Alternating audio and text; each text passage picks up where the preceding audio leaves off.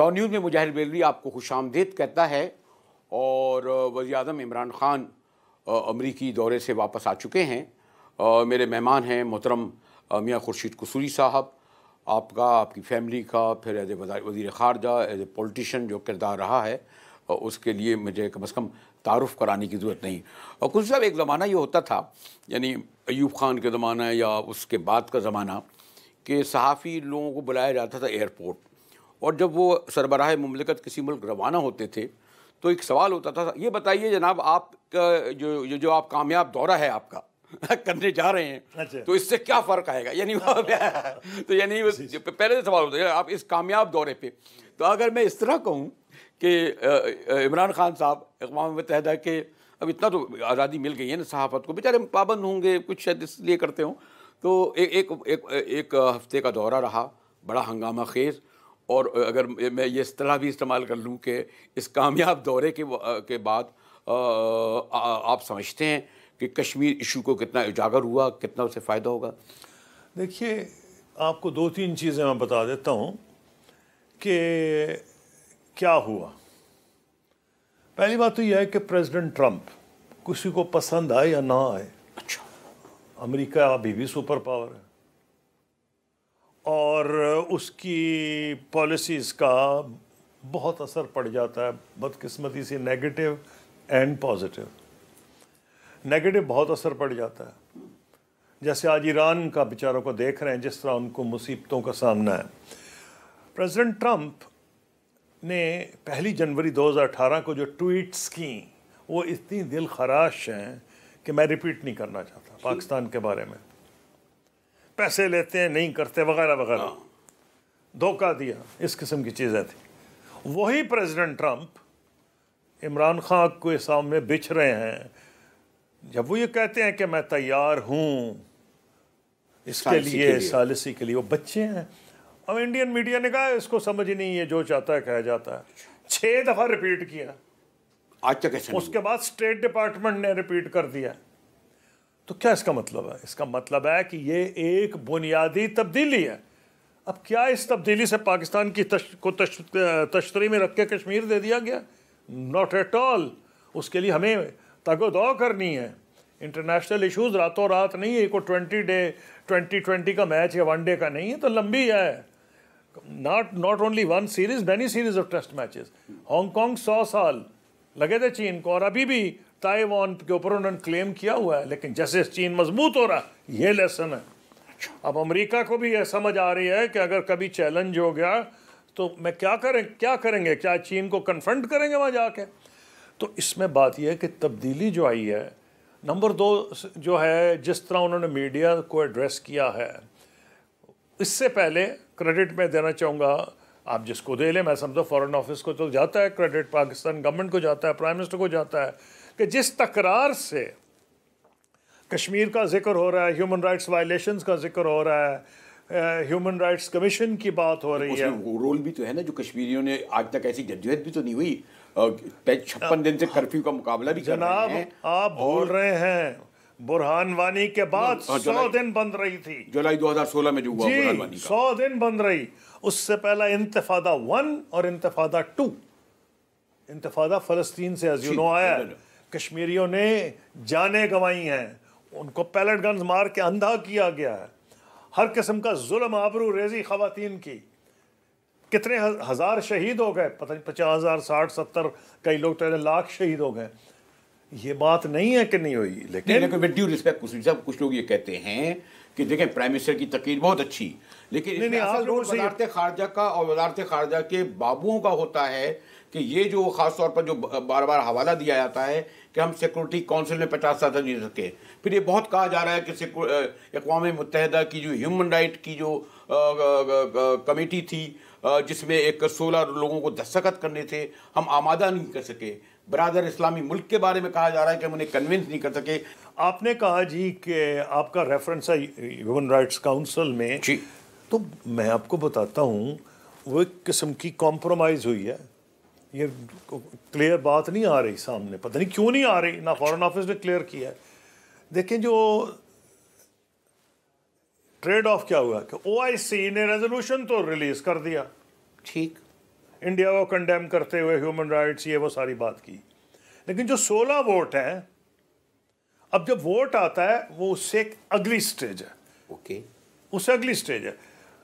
मैं समझता हूं जब मोहतरमा बेनज़ीर भुट्टो ने एक ऑनेस्ट कोशिश की 1994 में, जब पता चला कि वोट नहीं पड़ेंगे तो आखिरी दिन विड्रॉ करना पड़ा। तो क्या ये ज्यादा दानिशमंदी नहीं कि आप लोगों को इस तरह टेस्ट ना करें कि आखिरी दिन आप फेल हो जाएं? तो जितना आप ले सकते थे वो आपने ले लिया। ओके, आपने क्योंकि ओआईसी का पर्टिकुलर जिक्र किया, इतना खुल के वो नहीं आने को तैयार कि 16 दस्तखत कर दें। क्यों? हिंदुस्तान का ट्रेड है, हिंदुस्तान इसकी बारे में कोई डाउट तो नहीं। आपकी जो इकॉनमी का अशर है और आपके ट्रेड जितना कम है इस वक्त, इंडिया का तो जो ट्रेड है आपसे को 20 गुना ज्यादा होगा। फॉरेन पॉलिसी में इंसानी हुकूक जी कुछ भी नहीं परवाह। अमेरिका जो इंसानी हुकूक की इतनी बात करता है, मैं इस एडमिनिस्ट्रेशन की नहीं, माजी की भी कर रहे हैं, अपने नेशनल इंटरेस्ट में वो हर कॉम्प्रोमाइज करते हैं और सारे मुल्क करते हैं। ये तो हर मुल्क पे एतराज हो सकता है, होना नहीं चाहिए। आपकी मैं एक आइडियलिस्टिक अप्रोच से एग्री करता हूँ, लेकिन अनफॉर्चुनेटली मुझे मानना पड़ेगा कि फॉरेन पॉलिसी में लोग नेशनल इंटरेस्ट देखते हैं। तो जो अचीव हुआ, गिलास खाली है, फुल है या आधा फुल है? मुखालिफिन कहेंगे आधा खाली है, मैं कहूँगा आधा फुल है।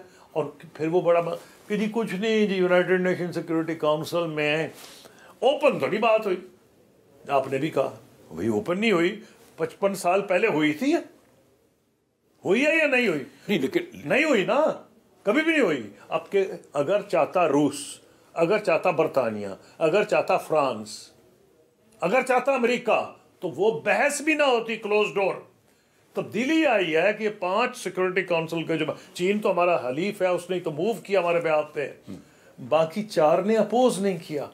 और जो खबरें हैं वो ये है कि बरतानिया ने चीन को सपोर्ट किया। जो मुसद्दक़ा खबरें आई हैं कि जी इस स्टेटमेंट जो हमारा डिस्कशन है इसको ओपन किया जाए। फ्रांस जिसको 37 जहाज बेचे हैं हिंदुस्तान को after great competition from Russia, America, Britain, Germany, वो बोले तो नहीं, लेकिन मूडी को बिठा के प्रेस कॉन्फ्रेंस में प्रेसिडेंट मैक्रोन ने कहा G7 की साइड लाइन्स पे कि जनाब मैं जो सिचुएशन कश्मीर के अवाम की है, ह्यूमन राइट्स की, हम गौर से देख रहे हैं और आपके बाद मैं प्राइम मिनिस्टर इमरान खान से बात करूंगा। और की आप कह रहे हैं जनाब वो तलवारें लेके मूडी के खिलाफ आ जाते हैं, ये हुआ है कभी? नहीं। अब अगर सॉरी तो मुझे एक ब्रेक की तरफ जाना पड़ रहा है, वरना ड्यू रिस्पेक्ट में आपसे ब्रेक के बाद ये सवाल इसलिए सारे सवाल ये सवाल इसलिए करूंगा कि आप ज़्यादा तफसील से जवाब दे सकें कि क्या हम बात के आने वाले हुक्मरानों, उनके फॉरेन ऑफिस और बाबुओं की नाकामी कहें? हमारे साथ रहिएगा।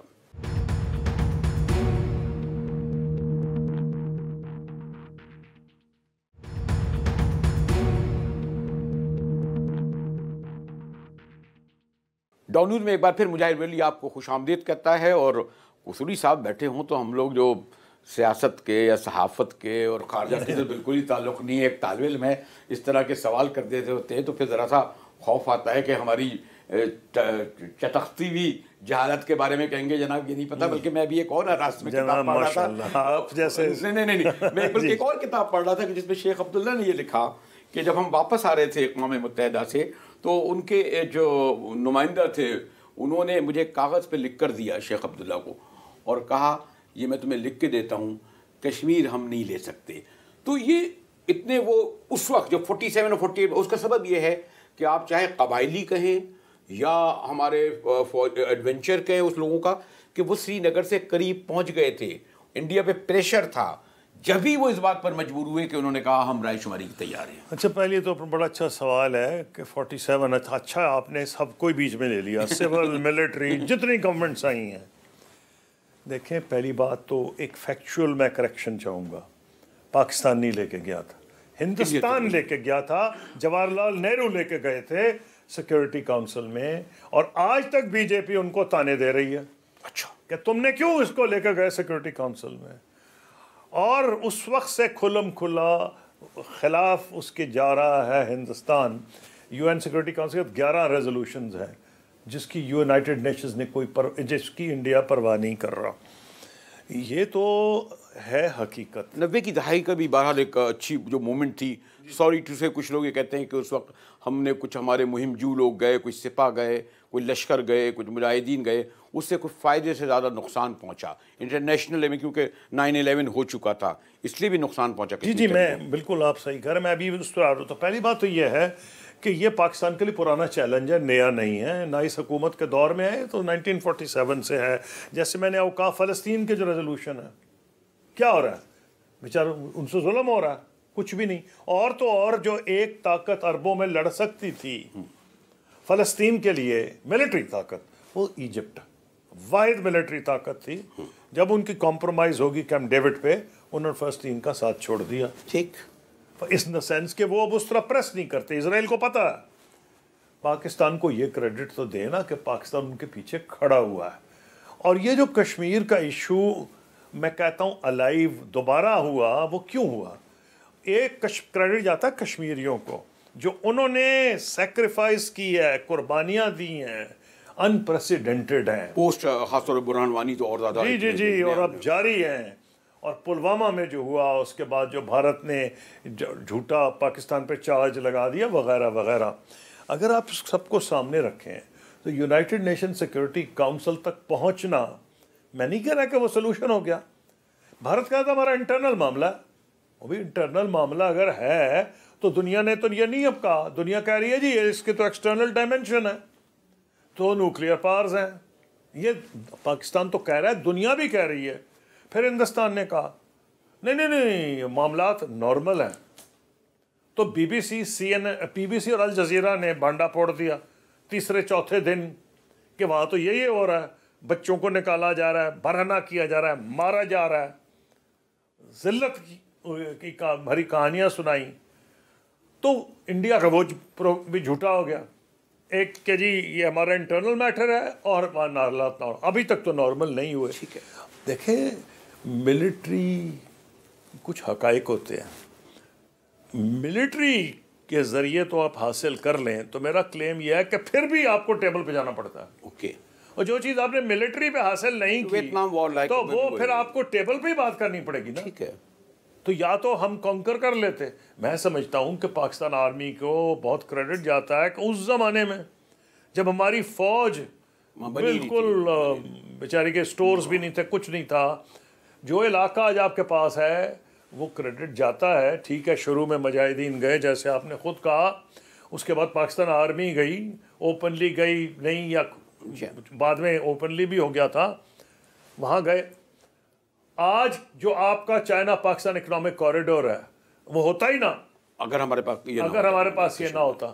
तो इसलिए लोग गलत कहते हैं। एक तो एक टेरिटरी कश्मीर की पाकिस्तान के पास 40% है जी, जो महाराजा की थी, लद्दाख और मेरा ख्याल है उनके पास 46% है, और कुछ चीन के पास है। ठीक, तो जो महाराजा की टेरिटरीज थी उसमें अगर 40% या 39% आपका और 46 इंडिया का, 13-14% चाइना का है।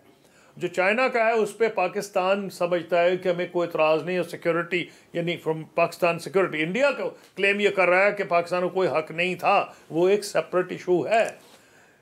उसके तो हम मैप्स में चले जाएगा ना, चाइना ने क्या पाकिस्तान को प्रूव किया, पाकिस्तान को क्या फ़ायदा हुआ, वो आज आप बहस नहीं छिड़ रही। तो ये जो टेरिटरी आपके पास आ गई 40, 39, 40% ये ऐसे ही आ गई है अगर आप लड़ते ना। लेकिन जब उसके बाद तो कोई चेंजेस नहीं हुई। 10 मौके आप जंग के करीब पहुंचे और 5 दफ़ा लड़ पड़े। 48, 65, 71 रन ऑफ कच्छ उससे पहले, और कारगिल 5 दफ़ा तो अब लड़े हैं। फिर जब मैं फॉरन में था 1 million soldiers eye ball to eye ball 11 महीने बॉर्डर पे खड़े रहे। ये भी हकीकत है कि हिंदुस्तान हमसे कुछ कश्मीर का हिस्सा नहीं ले सका, और हमारी फ़ौज बावजूद उसके 1/3 उनका साइज़ था, 1 इंच हमसे नहीं ले सका, और हम भी नहीं उनसे ले सके। ये मानना पड़ेगा, ये तो हकीकत है। ठीक है, तो भाई अब क्या करेंगे? जंग तो लड़ चुके हैं। जो लोग कहते हैं ना कि जंग के लिए कश्मीर पे तैयार रहना चाहिए, जो आजकल कह रहे हैं, और भाई 5 दफ़ा जंग लड़ी है, या तो ना लड़ी होती तो कहते हैं ना। बल्कि मैं तो यहाँ तक कहूँगा कि लोग कहते हैं पाकिस्तान ने सेक्रीफाइस नहीं किया। मैं डिसएग्री करता हूँ। जो हमारे भाई बांग्लादेश में, हमारी जो गलती है मैं मानता हूँ, लेकिन हिंदुस्तान उनको लिबरेट नहीं करने आया था। हिंदुस्तान पाकिस्तान से दुश्मनी में आया था कि 1500 मील का वक्फा है, पाकिस्तान आर्मी सपोर्ट नहीं कर सकती इन लोगों को जो यहाँ फंसे हुए हैं, तो उन्होंने मुक्ति बाहिनी को भी ट्रेन किया और हमला भी किया। तो हमारा तो आधा मुल्क निकल गया। आप क्या चाहते हैं? और जो लोग ये कह रहे हैं कि जी हमने तो कोई कुर्बानी नहीं दी, हाँ जी हमारा तो केस ही बड़ा कमज़ोर वकील लड़ते हैं। क्या बात है, जफरुल्लाह खां कमज़ोर थे, भुट्टो कमज़ोर थे, मैं चलो हूँगा कमज़ोर, ये गलत बात है। मुझे एक ब्रेक की तरफ जाना पड़ रहा है और मैं ब्रेक के बाद कुसूरी साहब से ये मालूम करना चाहूँगा कि ठीक है प्राइम मिनिस्टर वापस आ गए, बड़ी अच्छी तकरीर हुई, एक हफ्ते तक बड़ा स्क्रीनों पर वो उजागर करते रहे, व्हाट नेक्स्ट? इसके बाद क्या क्या किया जाए? मतलब कुछ लोग कहते हैं कि इस खैर ये तो वज़ारत ख़ारजा के बाबू ही करेंगे कि दुनिया भर की इंसानी हुकूक की तंजीमों को या ममालिक को ये बात मैं मालूम करना चाहूँगा कुसूरी साहब से, मगर एक ब्रेक के बाद हमारे साथ रहिएगा।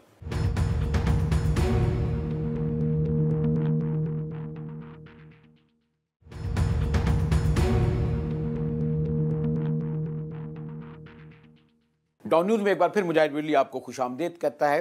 कुसूरी साहब से गुफ्तगू हो रही थी। खुदा एक बड़े मेरी एक और मैंने इंटरेस्टिंग वाली बात की कि वियतनाम अगर हो ची मिन जैसी पर्सनैलिटी ना होती, या चीन में माओ तंग नहीं होता, या कास्ट्रो नहीं होता, या जैसे यासर अरफात था, बदकिस्मती से कश्मीर में कोई, ठीक है बुरहान वानी लेट अभी आया, शेख अब्दुल्ला शेर कश्मीर, खैर उसको एक रोल कंट्रोवर्शियल है, लेकिन अपने ज़माने के बहरहाल वो पॉपुलर लीडर थे, 11 साल उनको जेल में रखा।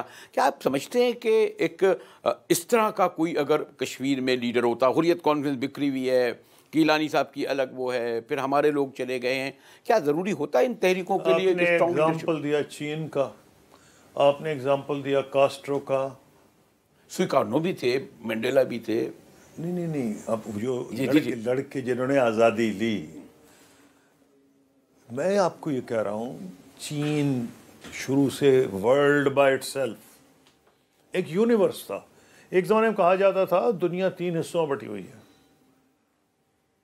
The world of Islam, the world of Christianity, Christendom जी, और चीन, यानी कि 3 सेपरेट एक किस्म के दुनिया 3 एरियाज बैठी। फिर कोई एंशिएंट सिविलाइजेशन है, उसमें जो उन्होंने स्ट्रगल की है, उसमें इतनी एक्सटर्नल इंटरवेंशन नहीं थी। ठीक है कि वेस्ट चंग का शेख को सपोर्ट कर रहा था, इसमें कोई डाउट नहीं, और सपोर्ट किया जब वहाँ से निकल गया चंग का शेख और फॉर्मूसा जिसको ताइवान कहते हैं उस पर कब्जा कर लिया, तो उनको उस कॉन्टेक्स्ट में ना उनको अपोज किया अमेरिका ने, उस तरह के फौजें तो नहीं भेज दी। अब तो हर जगह अमेरिका पहुंचा, अब तो कहते हैं अमेरिका हर एक का नेबर हो गया। तो मेरा ये कहना है कि हिंदुस्तान पाकिस्तान से 6-7 गुना बड़ा है, ये कोई छोटा क्रेडिट नहीं है। या कई एक लोग कहते हैं, कई मेरे दोस्त कहते हैं, लिबरल्स हैं, कहते हैं नहीं दफा करो, हम क्यों, हमें क्या वास्ता भाई, अपना देखें। ये एक पॉइंट ऑफ व्यू है, मैं क्यों नहीं इससे एग्री करता? मैं इससे एग्री नहीं करता कि मुझे शुरू से अंदाज़ा था कि इंडिया में एक सोच है, आरएसएस पावर में भी नहीं आई थी, लेकिन पहले हिंदू महासभा, जनसंघ, ये पुरानी सोच है, जो मुसलमानों के ख़िलाफ़ थे, पाकिस्तान से दुश्मन के दुश्मन थे, ये वो सोच थी। और पाकिस्तान में तो ऐसे लोग इक़्तिदार में नहीं आए। हम बात करते हैं हाफिज़ सईद की या मौलाना मसूद अज़हर की, वो इक़्तिदार में आरएसएस आ गई है, जो छुपाते नहीं, जिन्होंने अपने फाउंडेशन थॉट्स में गवाल कर सवार कर सब ने बताया है कि वो मुसलमानों के बारे में, ख़ास तौर पर क्रिश्चियंस के बारे में क्या रवैया रखते हैं। तो ये लोग जब हों, लेकिन शेख अब्दुल्ला या सरदार कय्यूम या यासीन मलिक, मैं ये कह रहा था कि एक इतनी बड़ी तहरीकों को 1 लाख कुर्बानियों के बावजूद बहरहाल आपको इल्म है कि कितनी दूर है अभी भी आज़ादी की मंजिल। क्या इसमें सेक्रीफाइस अपनी जगह, एक लीडरशिप की इम्पैक्ट होता है कोई? नहीं होता है, मैं आपकी बात मानता हूँ। इसमें आप एक और फिर आप एक ऐसे स्पेक्युलेटिव एरिया में चले गए हैं। मैं समझता हूँ कश्मीर ने जिस किस्म के लीडर्स पैदा किए वो इस तरह थे।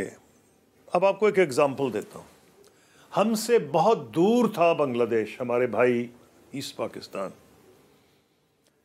हिंदुस्तान को बड़ा एडवांटेज था, जो मैंने आपको ऑलरेडी कह दिया, वो आइसोलेटेड था। ये वो ईस्ट पंजाब खालिस्तान की मूवमेंट शुरू हुई, ठीक, हमारे करीब थे। द फैक्ट इज कि India was able to crush Khalistan movement की उन्होंने मिलिट्री पावर्स की क्रश की। अगर हम उनसे स्ट्रॉन्गर मिलिट्री पावर होते तो हम क्या आजाद करा लेते उन्हें क्या? तो हम और ज्यादा उनके लिए मुश्किलात पैदा करते। अच्छा। क्योंकि वहां क्यों ना करते? हमें गुस्सा था, भूलिए मत, ईस्ट पाकिस्तान का 70 ठीक है लोगों की डीएनए में गया है, खासतौर के आर्मी में। तो ये एक तो क्यों नहीं करा जब कहते हैं कि वॉर और लव में हर चीज जायज होती है? जब आपसे ज्यादा मजबूत मिलिटरीली थे ना, आपका ये क्रेडिट जाता है कि बावजूद इसके कि आपकी इकोनॉमी छोटी, फौज छोटी है, आपने अपना दिफा किया। वो जो इंडियन जर्नैल कह रहा था मैं शाम को विस्की पीऊंगा जिमखाना लाहौर में, 14 मील है लाहौर इंडियन बॉर्डर से, क्या उसने विस्की पी? लोगों ने कुर्बानियां दी जानों की।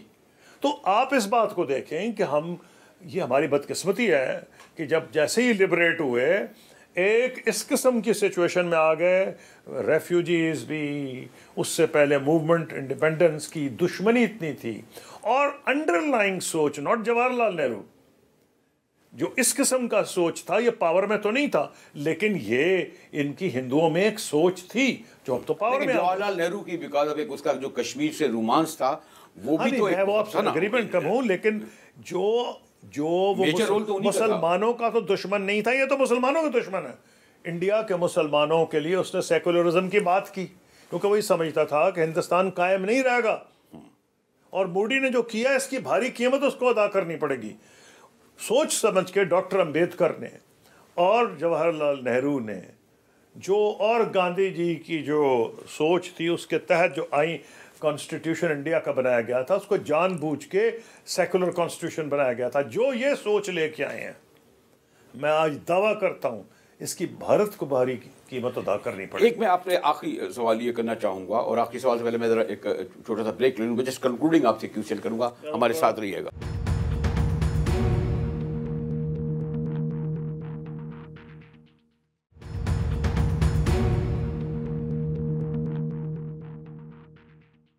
डॉन न्यूज़ में एक बार फिर मुजाहिर वली आपको खुशामदीद कहता है। कसूरी साहब मौजूद हैं, और खान साहब की तकरीर तो हो गई, और वो जो मैं आपसे कह रहा था, अब क्या करेंगे वो? मतलब बाकी काम इन लोगों का है ना, माशाल्लाह वहाँ 100 के ज़्यादा लोग हैं, सरकारी यानी मुलाजमत तो है ही, लेकिन कॉज भी है ना।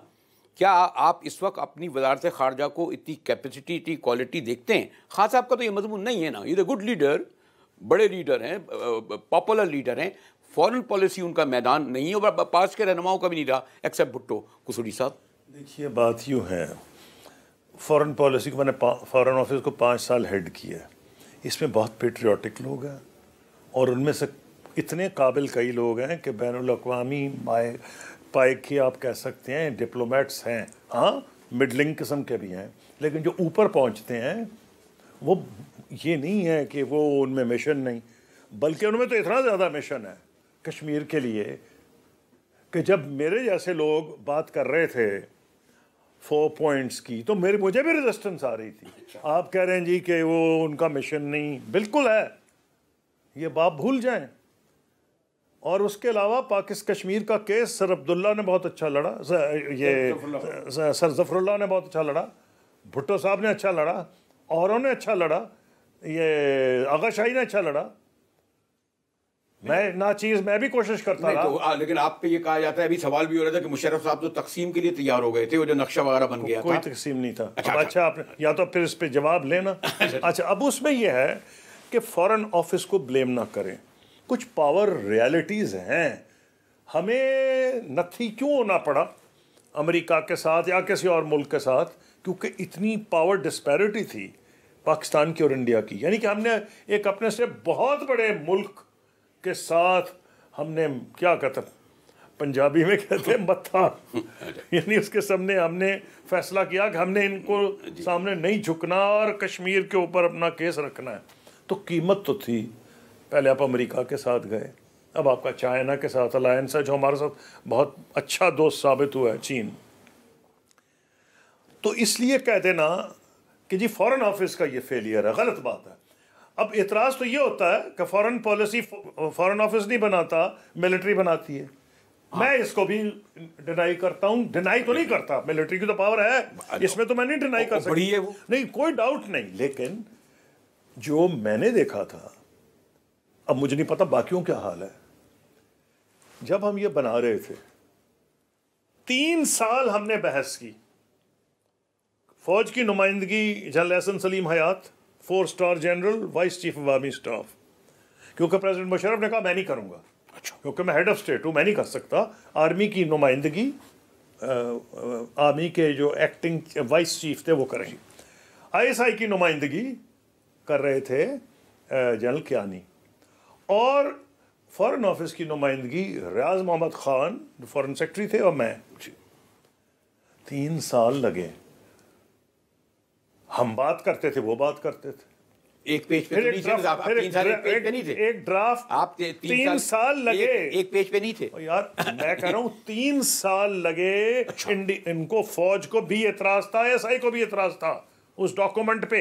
वो रिफाइन की गई आहिस्ता आहिस्ता आहिस्ता आहिस्ता। डॉक्यूमेंट वहां से तारिक अजीज साहब लाया करते थे, यहाँ लाते थे, बहस होती थी, फॉरेन सेक्रेटरी को दे दिया जाता था, फिर फॉरेन सेक्रेटरी यहाँ से बना के मुझे दे देते थे और हम जाके वहाँ उस पर बहस कर लेते थे। कई जगह पे मैंने हाथ से पंक्चुएशंस करेक्ट किए हैं, मैं कि फुल स्टॉप नहीं या सेमी कोलन होना चाहिए।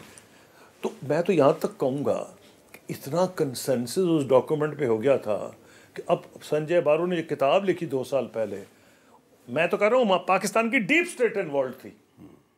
मैंने उन सब जनरलों के नाम लिखे हैं, अभी तक किसी ने डिनाई नहीं किया। फिर क्या हुआ? तो इंडिया की जी भी डीप स्टेट इन्वॉल्व थी, और ना उसने बता दिया संजय बारू ने कि कुजा existing military officers, prime minister Manmohan Singh, retired lieutenant general जिन्होंने कश्मीर में सर्व किया, उनसे भी कंसल्ट करते थे। इसका मतलब है डीप स्टेट्स दोनों ममालिक की पीछे थी। आप पूछ रहे हुआ क्या? हाँ।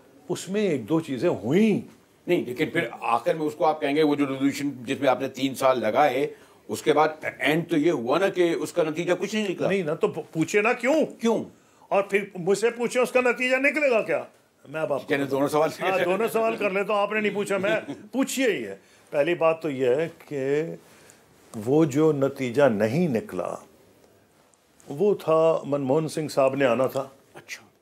अगस्त 2006 में या सितंबर 2006 में 6 इलेक्शंस हो गए बशमूल यूपी इंडिया में। तो हमें मैसेज आई कि जी ये तो अभी नहीं, 2-3 महीने डिले कर दें, तो नहीं तो ऑपोजिशन इसी को इशू बना लेगी। हम समझ गए कि ठीक है। बदकिस्मती हमारी है कि या हम फरवरी दे देते या जनवरी, हमने दे दिया मार्च, कि जी मार्च में आए। फिर आपके यहाँ भी मसाइल शुरू हो गए। अब मार्च में प्रेसिडेंट साहब ने, प्रेसिडेंट मुशर्रफ ने इफ्तिखार चौधरी साहब फॉर्मर चीफ जस्टिस के खिलाफ रेफरेंस भेज दिया। वकला बड़े भरम हुए और ऑपोजिशन को मौका मिला। वो कैसे अपने हाथ से या मौका जाने देते हैं? जिस किस्म की वहाँ एजिटेशन हुई, क्या वो मौका था कि मनमोहन सिंह को बुलाया जाए? बल्कि मुझे एक दिन प्रेसिडेंट मुशर्रफ पूछने लगे, हाँ, तो एक दिन प्रेसिडेंट मुशर्रफ मुझे पूछते हैं, मैं हैरान हो गया।